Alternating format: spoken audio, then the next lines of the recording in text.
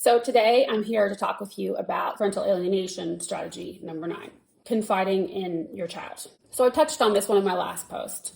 Confiding in our children can be tempting. Confiding in our children about our ex or their other parent can be super tempting, especially when we're angry. The thing is that it's more harmful than you may think. It's harmful to both sides of the relationship. It's harmful to both parents. The second that a parent crosses that line and begins to utilize the child or disclose information to the child that is not appropriate, the dynamic changes completely in that relationship. So even on the, what I'm saying is even on the favored parent side, when the favored parent begins to disclose information to your child, their dynamic changes. And now the child is in an adult role, caretaker role. And whether it's spoken or not, a child senses that. So even for that particular parent-child relationship, the dynamic becomes tarnished. Now, applying that to a parental alienation sort of situation, the damage extends that much further.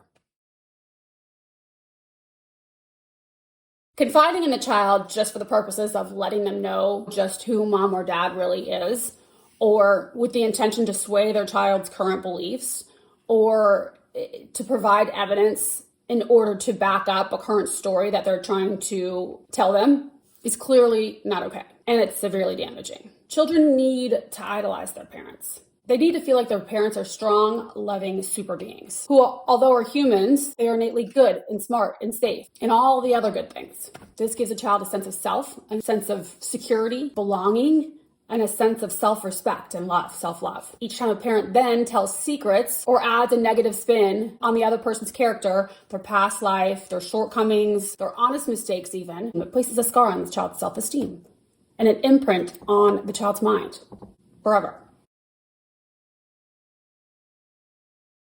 The children become emotionally involved in soothing and protecting that parent and eventually adopt that parent's worldview and therefore that parent's view on the targeted parent, in which he or she is responsible for the favored parent's pain and suffering. Everything that was wrong with the family was the targeted parent's fault. And I can relate with this one because these were the exact words that my daughter said to me. In fact, I know that I shared that story in a previous video. Those are the exact words she said to me. Everything that's happened, this is all your fault. All of it is your fault. And that's the role that a child has to take on when they are put in a position, like I was speaking about earlier, to be another adult as opposed to the child. They're there to now caretake the favored parent. They're caretaking the parent's feelings and feel that they have to take those feelings on. They must be true, right? Because look at all this anguish that my parent is going through right now. This must be valid, right?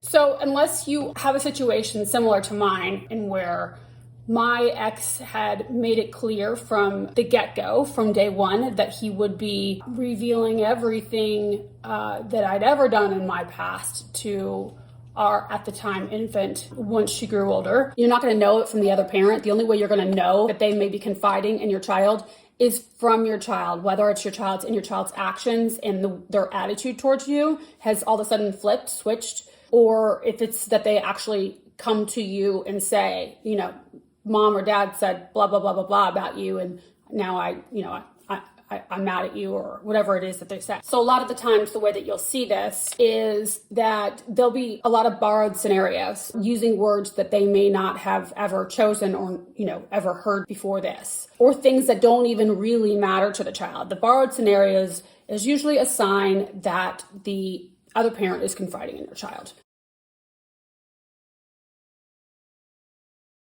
So the way to combat this strategy is much like dealing with bad mouthing. And that is to confront in the most positive and uplifting way that you can. And when we're speaking about your child, then obviously the most encouraging way if confronting the ex or the other parent in a way that's positive and solution focused. Sitting down with your children, having a talk and saying, I'm really sorry. Sometimes in divorce, this happens where mom or dad will get angry, at the other and will say things that maybe they don't mean or tell stories that maybe are out of context.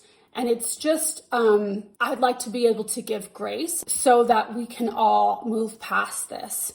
But I'd like to answer any questions you might have pertaining to Of course, I'm speaking like we'd be speaking to a teenager, but pertaining to what you may have heard.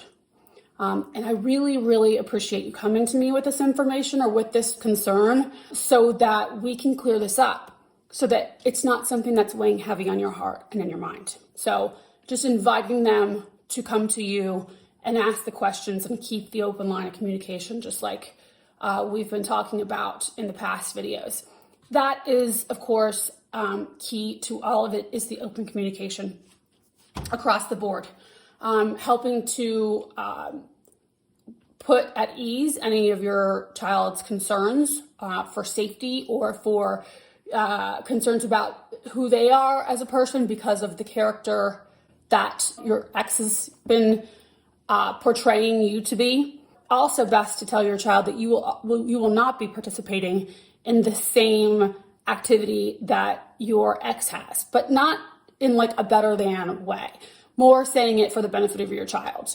You know, I understand that you are mature for your age, and I so appreciate that.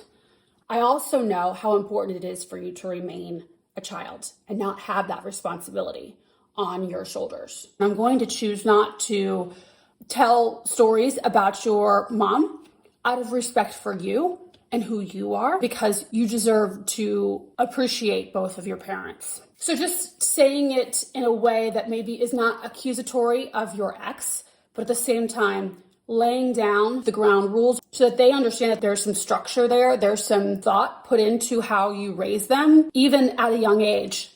When they hear that and know that, they instantly feel secure because you're putting a stop to the drama. So X said ABC about you, and you right there, you're just putting a stop to it and saying, look, we have a plan in place, and this is not how this house is going to move forward or respond to that.